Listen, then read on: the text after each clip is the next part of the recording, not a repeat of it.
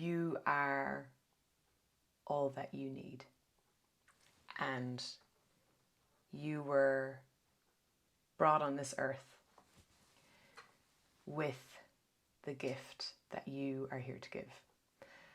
And there is nothing external to that. Full stop, actually. You are perfect.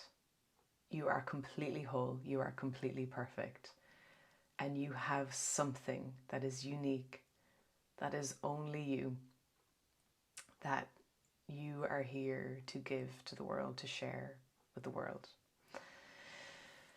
And the lives that we live are conditioned to be homogenized, from a place of safety, from a place of fear, from a place of security, because it is scary to put your head over the parapet, to stand up and say, we are all individuals.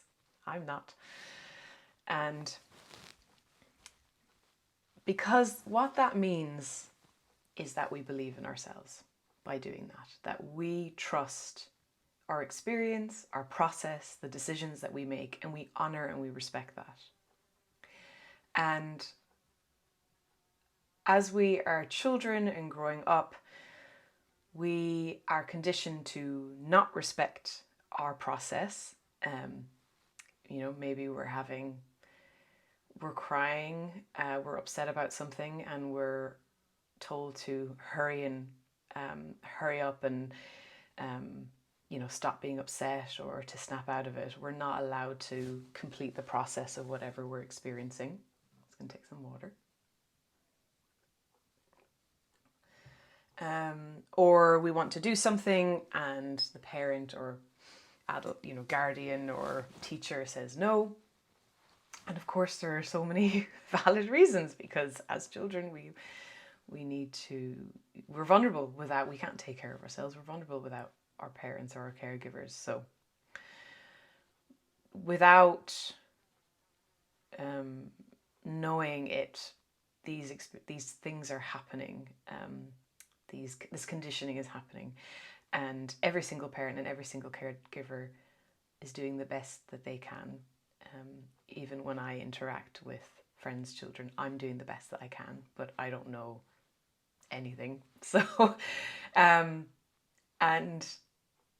watching how we want to honor our individuality, but still knowing that we have to make these decisions to nurture and keep our children safe. So what I'm saying is that it's nobody's fault that we grow up the way we are, and we grow up in this conditioning, because in essence it's very hard for that to be done any other way.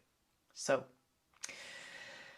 as adults, we take responsibility for our experience, and yes, there are things that other people might have done to us, but as long as we continue to externalize that, from my experience, we are giving our power away, because we've given it to the person that has hurt us.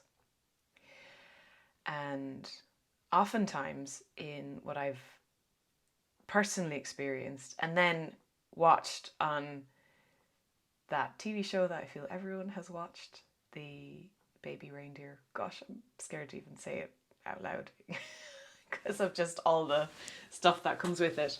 But it's a kind of a good example, because I'm crossing my legs, hence the shuffle. It mirrored to me that when something happens to us that shakes us, that immobilizes us, it if you look at the polyvagal theory, you've got our fight or flight, we have our rest and digest, and there's sort of an immobilization that happens when it's becomes too much and we kind of disconnect. And I think it's kind of after that, so whatever happened, the person who did what they did, there would be shame surrounding that. And so, and this can happen in any kind of level, I feel like it has happened to most of us, that somebody has crossed our boundary. They've done something that is disrespectful, not correct. And because we're all conditioned and homogenized to keep the peace, we take on their shame. And in that, us taking on their shame so they don't have to feel bad for what they did, in that transaction, we give them our power, is how I experience it. And then so from there on forth, it's like this feeling subservient to this person or this character.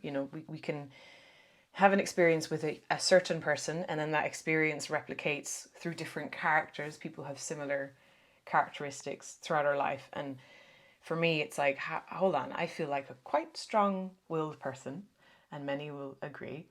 And then I just crumble. I absolutely crumble in front of certain people.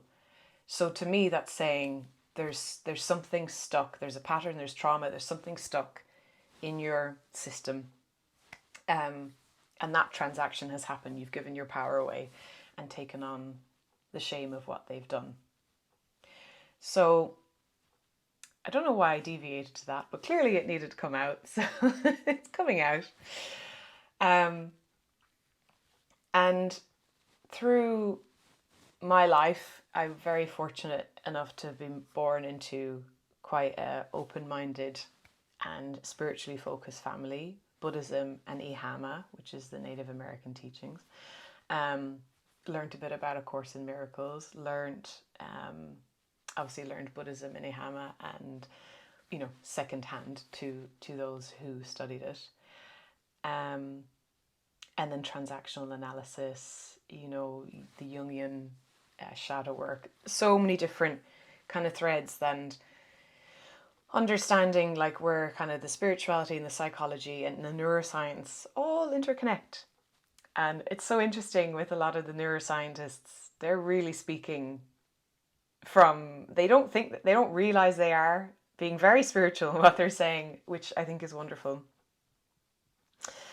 And I've applied all of these to my life because I found that I wasn't feeling respected. I wasn't feeling heard. I wasn't feeling like I had a place in this world. I was constantly giving my power away. I was always looking at other people as better than me. I want to be like them. They've achieved this success. I want to be like that. Or they're really tough and strong and they're not emotional, and I want to be like that because my emotions are all over the place. And so horrible to myself. And I even found some old journals when I was clearing out some stuff at home, and even the self-hate for my body, I couldn't believe that it started in my early teenager years, and I'm already at the age of like 13, 14, 15, 16 saying like, stop eating sweets, eat more fruit, you don't look that nice, you're not that nice, why can't I be like this, and it's really sad, but I think that happens to probably all of us. And this self-rejection, which when we're conditioned by society as children, it's like, don't listen to yourself, listen to me. You are not okay as you are. And this is, for me, a big part of that, you are not okay as you are, actually comes into the emotional system, which is in human design, which brings together like astrology, Kabbalah, the chakra system, and the Chinese I Ching, Book of Changes. In human design, when you do your body graph, which shows you the mechanics of how you work, the mechanics of the world, how the world operates, and how we're influenced by the neutrinos that come from, 70% comes from the sun and all the other planets. And how our energy, it's all to do with energy. As Einstein says, energy is all there is. And if you look at a human design body graph, and if you don't know what this means and want to learn more, go to Jovian Archive, which is the foundation of where this work comes from. Jovian. And you can get a free body graph. And the solar plexus, if that's colored in, that means it's defined. That means that energy is within you. If it's white, it means it's open or undefined. It basically means that if it's white, technically you are a non-emotional person. If it's colored in, you are an emotional person, and your decision making for how your life operates, which is what human design is all about. It's about making the correct decisions for you. 50% of the world have a defined emotional system, and 50% of the world is open. And from my perspective, this is where a huge amount of trauma, rejection, judgment comes from. Because I, as an emotional person, growing up in part of a family that is non-emotional, it was like I was an alien. And the thing with when you have the white, if you're undefined or open, it means that when you're with someone who is an emotional, you absorb that and amplify it back out because you're kind of tasting all these different energies. So what I'm saying is, if you are a non-emotional and you meet an emotional person, that can be very overwhelming because the emotional system is very overwhelming. Can any of us override our emotions? Maybe a non-emotional, but the emotional system is hugely powerful. And being told, or being even that side eye look of, oh God, here they go again. Oh God, there's the emotions. Oh God, why do you have to be so emotional? Can't you control yourself? Is actually saying you are not okay as you are to an emotional being. It also means that because you can't stop a wave and they're always on an emotional wave, so you have to let that pass. Sometimes it's a really calm day, sometimes it's a really stormy day, and it's like a load of people coming to the pier, to the shore, going, let's try and stop this wave. It just makes it worse. So what happens then is you have messed up emotional people who are wondering, like, why am I so emotional all the time? Because part of the emotional wave is you feel low and melancholic, or depression. You feel high, ecstatic, then you feel low, and this is going to continue until the day you die. So accepting that actually sometimes we wake up in the morning and we feel melancholic, there's nothing wrong with us, it's just mechanics. And what that means then to the non-emotional is actually seeing that we go through this wave and just respecting and honoring that these people are here to be very emotionally deep, and they're here to see the perspective of everything, which is why we have to wait a long time to make a decision, because you're seeing all the different perspectives of it. And I'm just checking that my microphone is just turned around, so has it been recording correctly? Because this happens to me a lot. I'm recording and then all this great stuff comes out and actually turns out it just cancelled. So the emotional system is messed up, and then the non-emotionals, then they're messed up because we don't feel like we can honor our feelings. So therefore, how are they going to be able to honor their feelings? Because they're kind of reflecting on us. So you basically mess up the whole world. Whereas if we had healthy emotional systems, and then by being us, demonstrating that healthy emotional system to a non-emotional, gives them the permission to honor their feelings, to listen to their feelings, to let them pass through, because they're here to just pass through and be experienced, but not kind of owned as any kind of decision making. And the whole thing about human design is about being in alignment with how you were designed. And when you're in alignment, you'll experience a certain, for a projector is success, for a manifester is peace, for a generator is satisfaction. And then when you're not in alignment, you have these indicators, and for a projector is bitterness, me. For a generator is frustration. And so you have also the same for the centers, for the solar plexus. So if you have an open solar plexus, so it's white, the question you can ask yourself to acknowledge if you're operating correctly is, am I avoiding confrontation and truth? And this is the kind of what I'm really trying to get across with the emotional system, is how many of you of us are avoiding the truth, are avoiding confrontation, are avoiding meeting someone and saying the truth. I do it. I still do it. I'm even though I'm defined, there's certain things where I'm afraid, but I see it in the open ones. They're like, everything's fine. I'm just plastering over it, and will like stamp on their emotions, stamp on how they really feel, and allow themselves to be walked over because they are so afraid of confrontation. They're so afraid of standing up and saying, this isn't right for me. I'm not happy about this, blah, blah, blah, blah. So by us emotionals being healthy in respecting and honoring our emotional system, we're giving that permission to the non-emotionals, to the open centers, to honor their emotions, honor how they feel, and actually when they don't feel good, to say something about that and not let themselves be walked over. So that's a second tangent I have clearly just gone off on.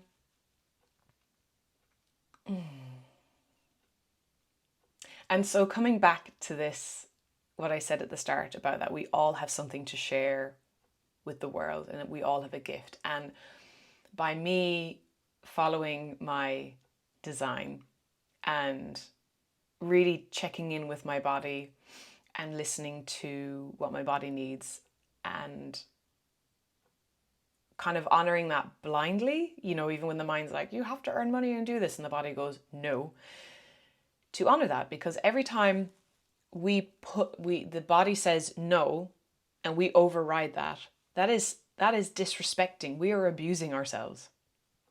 And so if we're abusing, like, how can anyone respect us if we can't respect ourselves?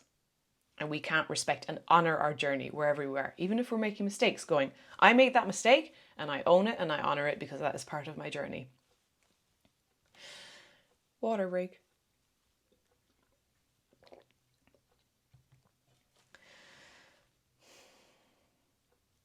And so the reason I'm sharing these kind of tangents that I'm going off is because if I look at my design and what I am here to share with the world, and as a projector in human design, one of the things is that we need to master a system and then share that out, or guide or advise or teach. And so what I'm doing right now, I can't help it. I have always, like, since a child, my parents remind me, like, you always had a microphone. I was always interviewing people or talking into a microphone, and I love it. I love it, and I used to be ashamed of it, and I'm not ashamed of it. I love it. I enjoy it. I get good feedback from people where I have shared things that have helped them. I really enjoy interviewing. I love interviewing people on the Safety Sisters podcast because I love sharing their stories and hearing their stories.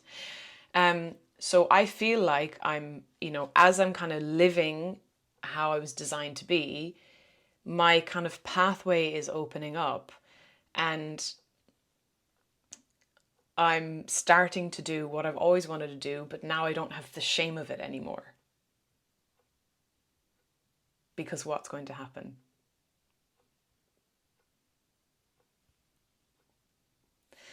And, whether or not anything kind of comes of this is irrelevant. Like, it's completely irrelevant, because you all know what it's like when you feel at home and connected in your body. The whole world opens up. Like, you feel larger than life. You feel like you can smell and see and taste all the colors of beauty in this world. And all of a sudden, we feel connected and we feel safe. And this feeling safe is something that I have spoken about since the start of my own podcast, my own personal one, which keeps changing names, so I'm not going to name it, but it currently is the Esage IL podcast. It could change its name to the Projector Perspective, but I don't know. And I've been talking about this feeling of safety because if you look at, I'm going to say Maslow's hierarchy of needs, even though I found out that Maslow actually never made a hierarchy of needs, but it makes a lot of sense because if you're safe, and which is the work that I do, that I've done in events and safety, if you feel safe, then you can play. It's really hard to turn it the other way around, playing and then feeling safe. I mean, if you think about governments being able to control populations, they strip everything away so they can't even challenge the government because they're too busy trying to stay alive, trying to keep shelter, trying to eat, trying to keep food in their bellies. It's the same for us, just on a not so dramatic scale, that we don't feel safe. So, how are we ever going to thrive in our life if we're not in a safe container first? And when I say safe container, it means safe in our bodies. And how we get safe in our bodies is by listening and honoring and respecting our body's needs. Because the more the body's going, she's listening to me now, the more we kind of it starts to settle. And I have seen my mind and I feel my body settling. The more I'm honoring and listening and respecting my body, the more grounded and safe I feel in myself. And then all of a sudden, I'm able to create and do all the joyful things that I'm here to do. And I do see that joy and that, that feeling when you're doing something you love is that sign, because we're all designed, in my opinion, we're all here to give a gift. We're all gifted with something, and that something, we'll figure it out because it's what brings us joy. Because how else are you going to want to do more of it? If it brings you joy, we'll want to do more. So we'll naturally keep coming back. Are we a painter? Do we make ambient sound? Do we, are we a videographer? Do we love cooking? Like, whatever. Are we a writer? Are we a poet? Are we a musician? And it can be, and I'm kind of picking the sort of well-known things, but it can be anything, whatever you enjoy. But what brings you joy? Because what brings you joy brings you, well, we want to come into that place of safety to be able to then enjoy the joy. But it's starting to ask, like, what brings me joy? What makes me happy? And why are we living these very short, precious lives doing things we hate?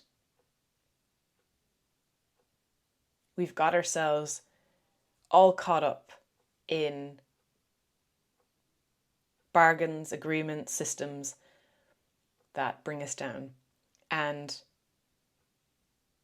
some of us are caught in way more than, we've really got stuck in many different bargains or carrying. And of course, that's every change is going to be hard, but it's not, we're not taking like a quantum leap to the top of the mountain. It's like step by step. And the step by step is honoring our body, listening to our body. And there'll be times where we're like, nope, can't do it. And that's fine. That is totally okay.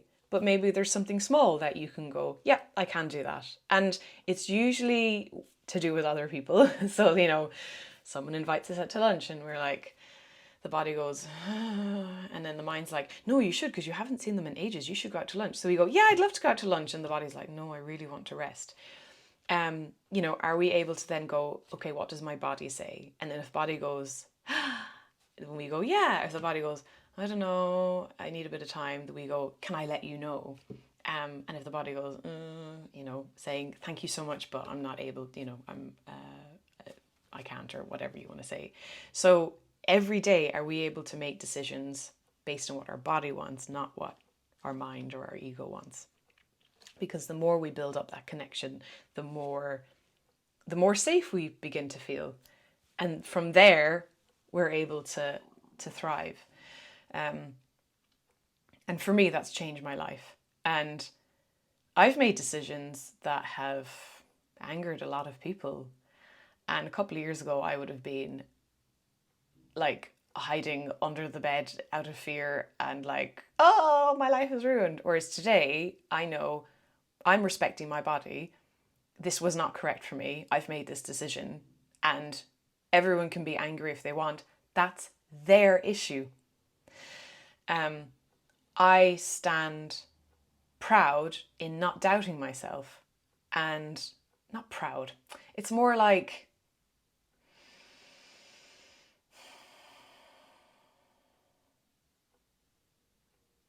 it's just respect. It's self-respect. I would never dare go against, not dare, God, Okay, come on, this transcends words.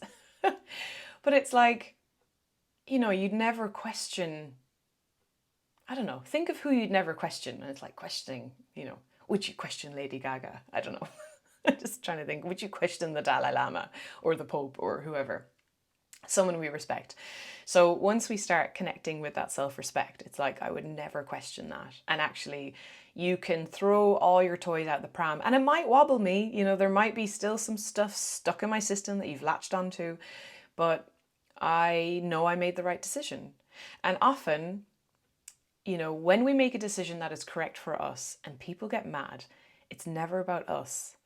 It's about what's triggered in them that we have done. And usually it's because we've given ourselves permission to do something that they would love to do and don't feel like they can. So isn't that something where we can inspire others by making decisions correct for us?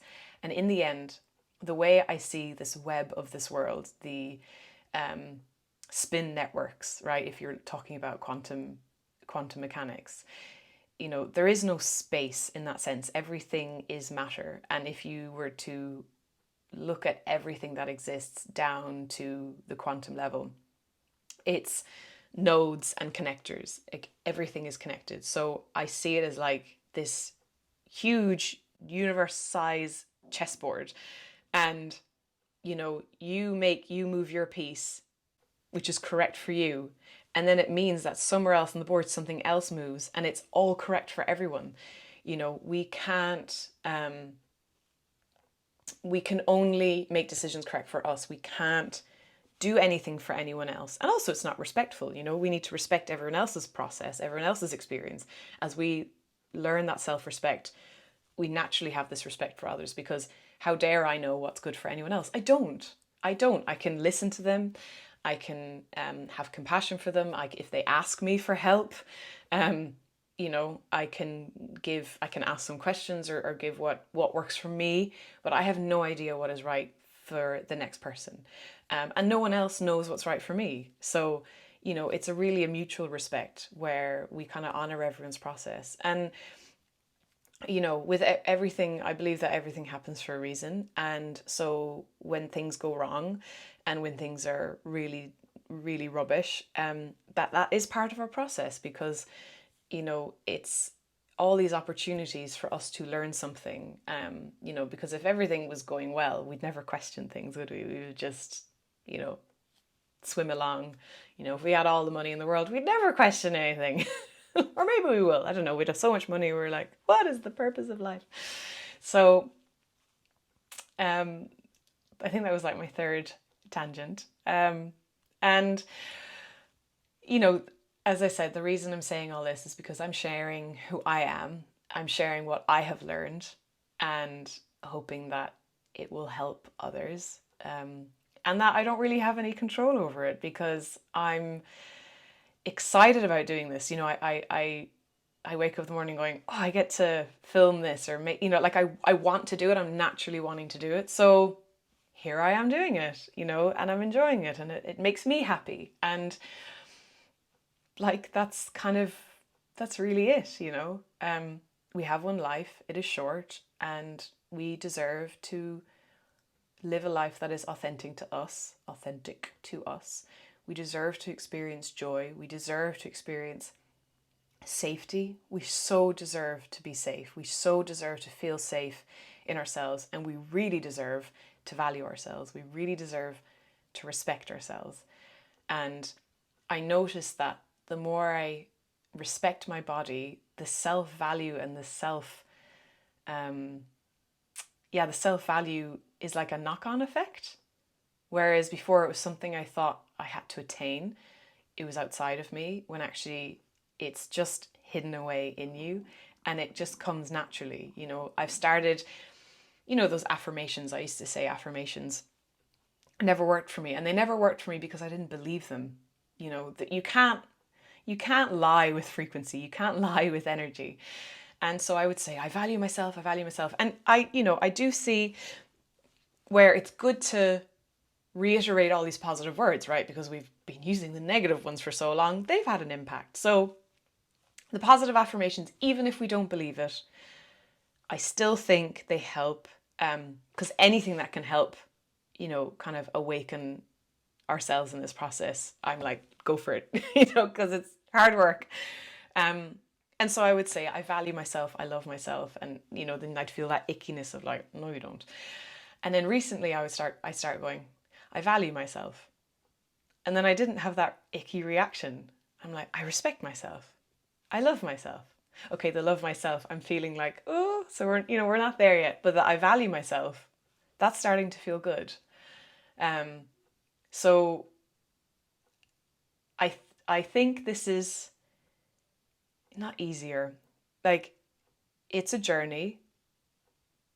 Um, and for me, it really starts with honoring my body. Because once I started doing that, everything changed. As I said, I've been so fortunate to be part of a spiritual life growing up. And it's really since working with the human design, it's like the kind of icing on the cake of honoring your body, listening to your body. And even if you don't learn anything to do with human design, honor your body, listen to your body, like start in, working on that communication. Even if something doesn't make sense, just kind of giving yourself the space to listen in to going, okay, what's going on? Is this my body? Is this my mind? Is this, what's happening? How do you feel about this? How do you feel about going to work? How do you feel about this invitation? I don't know, whatever. But just start, strengthening that communication and developing that relationship. And for me, that's when the magic happened. So thank you for being here, and I will catch you at the next one.